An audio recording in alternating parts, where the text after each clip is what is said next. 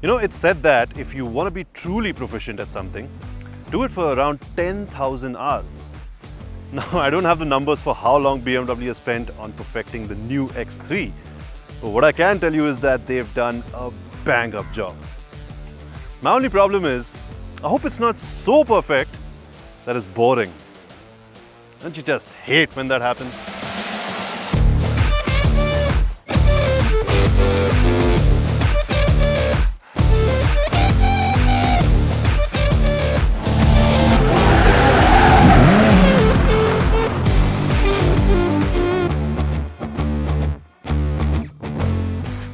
Because I really do. I want unpredictability. I want excitement, I think. Now, the biggest problem with the X3 is that it is so breathtakingly refined and so honed at pretty much everything that it does. Look, I really want to find faults with the X3, but fact of the matter is, there are none. For instance, this steering, BMW has somehow managed to make it feel just the right weight, just the perfect size, and it doesn't look half bad either.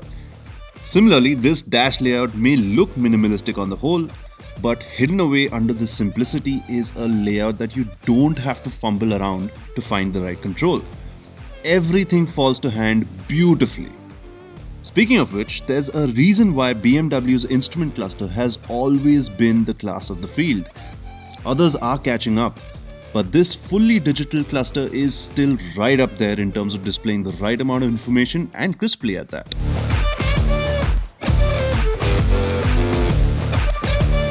Then there's the 12.3-inch touchscreen. The user interface, the crisp display, the touch sensitivity, the fact that it gets wireless Android Auto and Apple CarPlay. It's just so good and so on point. And I particularly love this 360-degree camera. It's so useful to have in a car that's as big as the X3. As for the rear seat, well, this is ideal for two people, but at a pinch, you could get three squeezed in for short journeys. The boot space stands at 550 liters, which is more than enough, but if you need more, you also have the option of dropping the rears, which then makes it cavernous.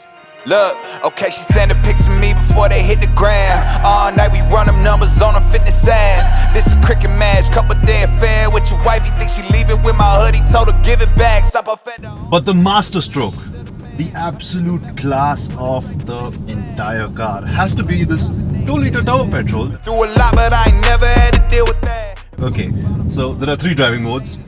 There's Eco Pro, there's Comfort, and there's Sport. Now, you can even personalize each driving mode according to your taste, but honestly speaking, I haven't even bothered. Got the sauce and the look up in my eyes, so she sent a pics of me before they hit the gram. Eco Pro then. As the name suggests, it's economy orientated. So, at the end of the day, use it when you're not in a particular hurry. You're just ambling along, you're dawdling, and you want to save some fuel, and it's great, but it's also infuriating. And that's because the steering response, the gear shifts, the accelerator response, they all just kind of pack up, band up, and just kind of say, yeah, we're done for the day, boys. Let's go home.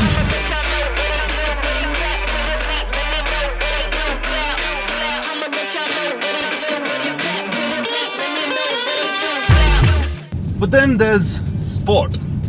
And if I just click this button right here, the way this entire combination comes together, the steering wheel, the accelerator, the gear shifts, the same trio that just a few moments ago said adios, oh, they're back with a vengeance. This is the equivalent of the Energizer Bunny on rocket fuel.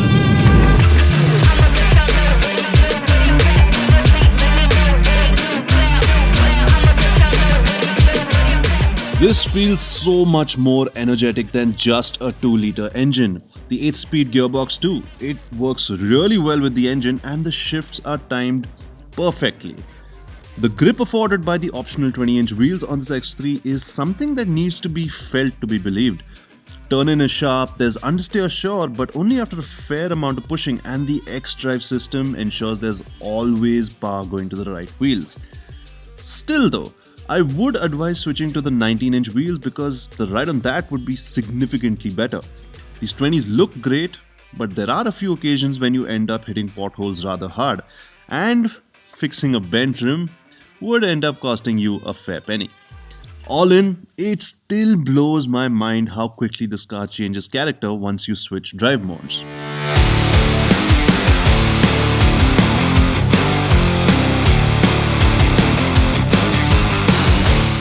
But none of this is a surprise. Because you know what? This is still BMW. They're known for such transformations and I love them dearly for this, but man is it predictable. And you know what? I'm sticking to my guns. Boring.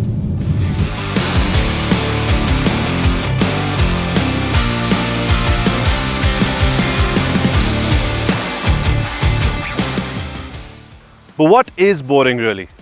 Incessant predictability? Isn't that what you want from a car like the X3? Think about it. Thank you for watching. This is Forbes India Momentum. I'm Ronak and I think I have time for a couple more yawns.